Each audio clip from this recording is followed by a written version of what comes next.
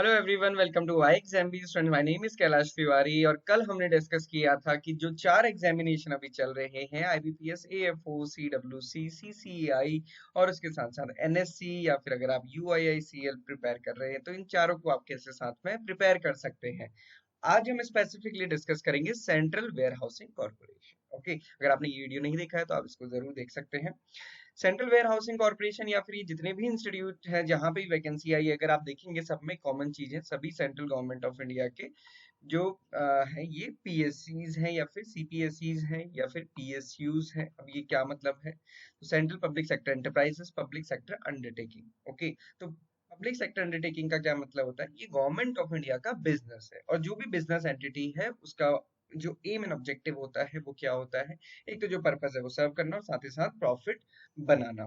Okay, सो जो central warehousing corporation है ये एक मिनी रत्न कंपनी है कैटेगरी 1 में, CPSU, under the administrative control of ministry of consumer affair, food and public distribution. और जो क्या प्रोवाइड करती है? Scientific storage facility for agriculture inputs, produce and other notified community, besides provide logistic infrastructures like CFS, ICDs, land custom stations, air cargo complex या फिर import export cargo, ये सारी चीजें। तो सेंट्रल वेयर हाउसिंग कॉर्पोरेशन का ये काम है।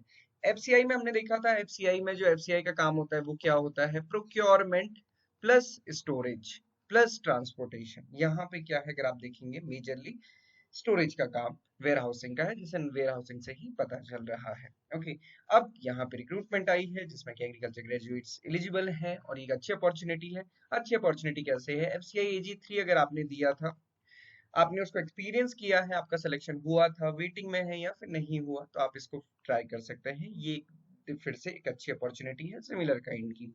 सैलरी से लेके बाकी सारी चीजें कंपेयर करेंगे तो मोर और लेस सिमिलर टाइप की ही है। आप यहाँ पे देख सकते हैं जो वैकेंसीज हैं ये टोटल 81 है, एज इसमें 28 ईयर है और जो लास्ट डेट है, मतलब जो कट ऑफ डेट है, वो 24/9/2023 है। एग्जामिनेशन पैटर्न की बात करेंगे क्योंकि हमारी सीधी बात आती है एग्जामिनेशन प्रिपरेशन के लिए। पेपर डिफिकल्ट होगा कि इजी होगा, प्रिपरेशन करना डिफिकल्ट होगा कि इजी होगा, ये हम डिस्कस करेंगे। सबसे पहले आप देखेंगे रीजनिंग एंड कंप्यूटर एप्टीट्यूड। तो यहाँ पे रीजनिंग के साथ साथ कंप्यूटर एप्टीट्यूड भी मेंशन कर दिया गया है, 40 मार्क्स का। हिंदी इंग्लिश किस में भी होगा। और यहाँ पे जो टाइमिंग है वो कैसी है? Sectional timing.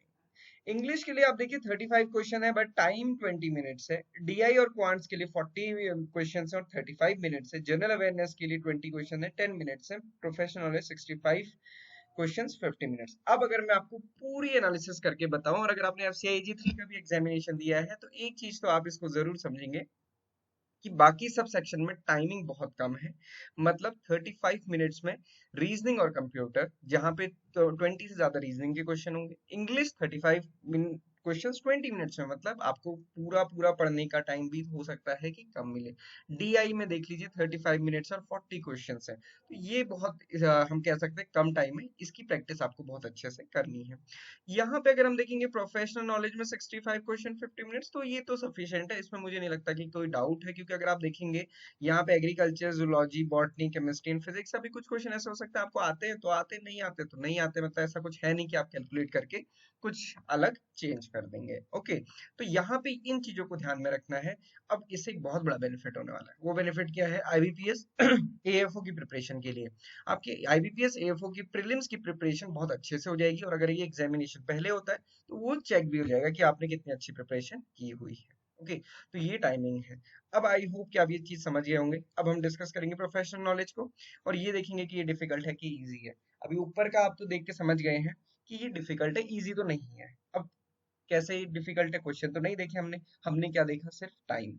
क्या होता है, एक चीज मैं आपको बताऊं, क्वेश्चन कैसा भी हो, जब आपके पास टाइम कम होता है ना, एक हड़बड़ाहट हो जाती है, या फिर हम कहते हैं ना घबराहट में, एक अजीब टाइप का पैनिक होता है, और उस पैनिक में ही आधी चीजें गड़बड़ हो जाती है। मान लीजिए क्या हुआ, मैं जस्ट एग्जांपल देता हूँ क्योंकि हमने भी अपने साथ कई बार ये फेस किया हुआ है। रीजनिंग में 40 क्वेश्चन है। आपने कुछ क्वेश्चन, मान लीजिए सबसे पहले कोडिंग डिकोडिंग के क्वेश्चन थे, आपने किए, 3 क्वेश्चन बिल्कुल सही हुए, आपको बहुत अच्छा कॉन्फिडेंस आया। दूसरा क्वेश्चन आपको पजल का मिल गया, बस यहीं पे सारा का, या फिर सीटिंग अरेंजमेंट मिल गया, यहीं पे सारा हिसाब किताब हमारा गड़बड़ा जाता है। अब मान लीजिए हुआ क्या, आपने 10 मिनट लगा दिए और ये सॉल्व नहीं हुई। आपके 5 मिनट ऊपर जा चुके थे, 10 मिनट यहाँ जा चुके हैं, आपके पास टाइम केवल 35 मिनट्स का है, और अभी आप कितने क्वेश्चन में उलझे हुए हैं? 5 से 7 क्वेश्चन में ही उलझे हुए हैं, जिसमें से कि 3 सही हुए। अब यहाँ पे 10 मिनट लगाने के बाद आप सोचते हैं कि चलो छोड़ो, आगे बढ़ते हैं। आगे जैसे ही बढ़ते हैं, फिर आप पीछे आते हैं कि 10 मिनट तो ऑलरेडी लगा दिए हैं, इसको कैसे ना कैसे पूरा करते हैं, सो दैट कि 5-6 नंबर यहाँ से आ जाए। ये बहुत बड़ी गड़बड़ होती है। तो ये बहुत आपको बहुत अच्छे से प्रिपेयर करना है, और इसका कोई सोल्यूशन ऐसा नहीं है कि मैं अभी आपको बता दूं क्या पहले करना है। ये सारी चीजें प्रैक्टिस करने से आती हैं, आप खुद से बताएंगे। ओके, तो ये चीज आपको समझनी है, ये सभी सेक्शन के लिए है। अब हम आते हैं सीधे अपने प्रोफेशनल नॉलेज में। प्रोफेशनल नॉलेज में एक चीज बहुत अच्छी है, हालांकि ये भी एफसीआई टाइप का ही है पूरा का पूरा एफसीआई में, बट एक बेनिफिट था यहाँ पे जो बेनिफिट नहीं है। वहां दो ऑप्शन थे आपके पास, या तो एग्रीकल्चर बॉटनी जूलॉजी या फिर केमिस्ट्री फिजिक्स, बट यहाँ पे ये सारी ही चीजें आपको दी हुई है। जो 65 क्वेश्चन है, ये टोटल इसी को मिला के। ओके, एक स्टूडेंट ने मुझसे कहा कि नहीं सर, यहाँ पे भी ऑप्शन चॉइस होगी। मैंने कहा हो सकता था कि वो लिखना भूल गए होंगे, बट आप 65 मार्क्स का बाइफर्केशन देखेंगे तो वो पूरा ये दिया हुआ है। तो यहाँ पे डाउट की कोई भी बात नहीं है। बेसिक एग्रीकल्चर में देखिए क्या पढ़ना है, क्रॉप प्रोडक्शन मतलब एग्रोनॉमी पूरा पढ़ना है। एग्रोनॉमी जब क्रॉप प्रोडक्शन पढ़ेंगे तो सॉइल साइंस भी पढ़ना ही पड़ेगा। एनिमल हस्बेंड्री, प्लांट प्रोडक्शन मतलब एंटो भी और पैथो भी। Okay, agriculture extension, horticulture, agriculture economics, तो ये सारी चीजें आपको पढ़नी है। क्या रहेगी? जेनेटिक्स एंड प्लांट ब्रीडिंग, वो कमी बॉटनी ने पूरी कर दी। ओके, तो यहाँ पे एग्रीकल्चर का कोई भी सब्जेक्ट नहीं छूटा है।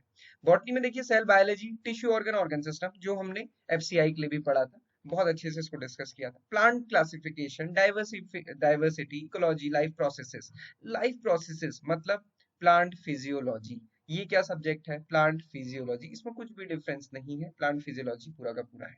अब ये चाहे ऊपर लिखा होता है या फिर नीचे लिखा होता है। फोटोसिंथेसिस भी, रेस्पिरेशन भी, सर्कुलेशन भी, मूवमेंट भी। ओके, फोटो पीरियोडिज्म में आपने देखा लास्ट टाइम भी क्वेश्चन आया है एएफओ में। जेनेटिक्स तो जेनेटिक्स है ना, मेंडल्स के लॉ सभी के लिए इक्वली एप्लीकेबल होते हैं, एनिमल या फिर प्लांट, तो हर जगह हम वही पढ़ते हैं। उनका एप्लीकेशन डिफरेंट हो सकता है, बट एप्लीकेशन अकॉर्डिंगली आपको देखना है। Zoology, insect morphology, physiology, taxonomy, organ system, यहां तक आप देखेंगे तो ये किसकी बात कर रहा है? एंटोमोलॉजी में मॉर्फोलॉजी और एनाटॉमी की।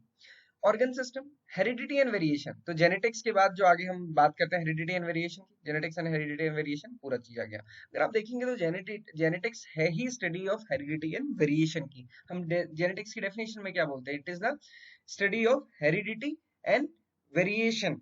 हेरिडिटी मतलब transfer of character from one generation to another, और एक जनरेशन से दूसरी जनरेशन जब कैरेक्टर ट्रांसफर हो रहा है तो उसमें वेरिएशन आ कैसे रहा है। पेरेंट से बच्चे में कोई एक जो कैरेक्टर है, आईज पूरी की पूरी आई, बट आईज का कलर कैसे वेरी हो रहा है, नोज का शेप कैसे वेरी हो रहा है, ये हम पढ़ते हैं जेनेटिक्स में। Micro organism, storage and public health, insects, rodents, insecticide, toxicology, तो माइक्रो बायोलॉजी का भी कुछ पार्ट, स्टोरेज का भी कुछ पार्ट यहाँ पे आ जाता है। केमिस्ट्री में आप देखेंगे तो केमिकल बॉन्डिंग मतलब फिजिकल केमिस्ट्री का कुछ पार्ट हो गया। Organic chemistry, inorganic chemistry, biochemistry, बचा कुछ भी नहीं। अगेन यहाँ पे थोड़ा सा एक चीज देखने की बात है, फिजिक्स में आप देखेंगे motion, force, energy, electricity, magnetism, light, sound, thermodynamics, measurement.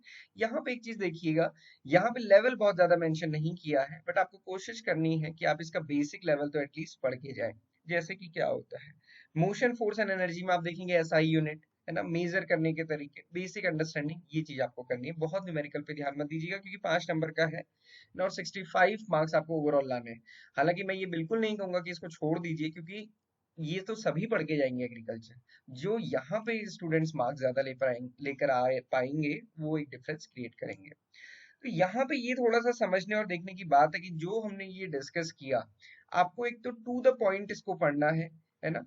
To the point पढ़ने का मतलब कैसा है? मान लीजिए आज आप पढ़ने बैठे, आज 30 अगस्त है, आपने कहा यार आज और कल रक्षाबंधन भी मनाना है, तो हम क्रॉप प्रोडक्शन पूरा कर लेते हैं, क्योंकि क्रॉप प्रोडक्शन कई बार पढ़ा हुआ है। ओके, 1 सितंबर को एक डिफिकल्ट टारगेट अपने आप को दीजिए, इंसेक्ट मॉर्फोलॉजी से शुरू कीजिए अगर आपको डिफिकल्ट लगता है। अगर नहीं लगता है, आपने बॉटनी नहीं पढ़ी है, क्लासिफिकेशन, डाइवर्सिटी पढ़िए, केमिस्ट्री पढ़िए, फिजिक्स पढ़िए, बट मैं आपको सजेस्ट करूंगा पहले आप ये वाला पार्ट कवर कीजिए। केमिस्ट्री फिजिक्स थोड़ा सा लेट में भी आप स्टार्ट करेंगे तो भी ठीक रहेगा, थोड़ा याद भी रहेगा प्रॉपर, क्योंकि अभी पहले स्टार्ट कर लेंगे भूल भी जाएंगे, टाइम भी चला जाएगा। तो एक बार ये वाला पूरा शुरू कर लीजिए। एक चीज है जिसका कोई भी दूसरा सब्सटीट्यूट नहीं है, वो है आपके अपने नोट्स। अब आप कहेंगे सर आप कोर्स भी प्रोवाइड करते हैं और फिर कहते हैं नोट्स भी बनाओ, तो देखो कोर्स हम प्रोवाइड कर रहे हैं, हमारे नोट्स बहुत टू द पॉइंट और शॉर्ट हैं, हम बहुत क्रिस्प नोट बनाते हैं ताकि टू द पॉइंट चीज आपको पता चले, क्योंकि प्रोसेस तो आपने पढ़ी है ना ग्रेजुएशन में। ओके, वीडियोस रहती हैं चीजों को समझाने के लिए, बट इसके बावजूद मान लीजिए आपने ये टॉपिक पढ़ा cell biology tissue organ organ system, आपने यहाँ पे 4 to 5 पेजेस के 6 to 7 पेजेस के और 6 to 7 पेजेस के नोट्स हैं, अब इनका आप एक पेज में सिर्फ कुछ कुछ पॉइंट लिख पाएंगे ना, तो आपको एक एक पॉइंट देखने से पूरी पूरी चीजें याद आएंगी, इसलिए सेल्फ नोट बनाना जरूरी है। ओके, अब ये देखेंगे, ये एफसीआई का पैटर्न था। देखिए एफसीआई में स्टैटिस्टिक्स था, एलिमेंट्री एंटोमोलॉजी थी, प्लांट प्रोडक्शन, एग्रीकल्चर, इकोनॉमिक्स, तो आप देख सकते हैं कि सिमिलर चीजें ही थी। देन बॉटनी में पूरा का पूरा चीजें सेम थी, जूलॉजी में भी सेम थी। यहाँ पे जूलॉजी में आप देखेंगे तो ये इंसेक्ट मॉर्फोलॉजी वाला थोड़ा पार्ट ऐड किया है, क्योंकि एंटोमोलॉजी से डायरेक्टली रिलेटेड है। केमिस्ट्री एंड फिजिक्स में आगे, तो यहाँ पे मैं यही कहना चाह रहा हूँ बार बार कि एफसीआई जितने भी स्टूडेंट ने टारगेट किया है, आप इसको जरूर करें। आप मुझे कमेंट बॉक्स में बताइएगा कि आपने एफसीआई जीत के एग्जाम दिया था, सिलेक्शन हुआ या नहीं हुआ, या फिर आप वेट लिस्ट में जरूर बताइएगा। और फिर इस एग्जामिनेशन को आप कैसे देखते हैं, क्योंकि ये डेफिनेटली एक अच्छी अपॉर्चुनिटी आपके लिए है। यहाँ पे पेनल्टी भी है रॉन्ग मार्क, रॉन्ग आंसर्स के लिए 1/4। उसके अलावा आप देखेंगे जो सिलेक्शन है वो 1:3 की रेशियो में होगा, और यहाँ पे कोई इंटरव्यू नहीं है, डॉक्यूमेंट वेरिफिकेशन ही होगा। ओके, तो मतलब जितनी भी वैकेंसीज हैं उसके अगेंस्ट 3 टाइम्स स्टूडेंट्स बुलाए जाएंगे, सेलेक्ट होंगे, और फिर डॉक्यूमेंट वेरिफिकेशन होगा। अभी यहाँ पे आप देखिए कट ऑफ यहाँ पे भी और भी रखी हुई है जूनियर टेक्निकल असिस्टेंट में, और जो स्पेसिफिक पोस्ट भी है 60% ये रखी हुई है, किस चीज के लिए, प्रोफेशनल नॉलेज के लिए। मतलब 65 जो मार्क्स का टेस्ट है उसमें 60% तो आपको लाना ही लाना है। ओके, तो ये आप ध्यान से समझिएगा।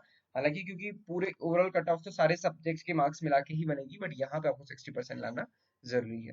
तो ये सारी चीजें थी आपके सिलेबस के अंडरस्टैंडिंग के अकॉर्डिंग। बाकी अभी हम आगे इंडिविजुअल इंडिविजुअल टॉपिक को डिस्कस करेंगे, यूट्यूब पे हम रेगुलरली सेशंस लेकर आएंगे, आप जरूर कनेक्ट कीजिएगा। इससे पहले मैं आपको बताऊं कि कुछ टाइम पहले मैंने जेनेटिक्स पे इंट्रोडक्टरी बेसिक कंप्लीट वीडियो बनाया था, वो अराउंड 1 आवर का होगा, उसको आप देख सकते हैं। आपको पूरा का पूरा सेल डिवीजन से लेकर जेनेटिक्स एंड मेंडल्स लॉ उसमें मिल जाएंगे। Okay, so this is all for today. इसके अलावा सीडब्ल्यूसी जूनियर टेक्निकल असिस्टेंट का मॉक टेस्ट 1 ऑलरेडी लाइव हो चुका है, आप इसको जरूर अटेम्प्ट करिए, आपको पता चल जाएगा पेपर का पैटर्न कैसा है।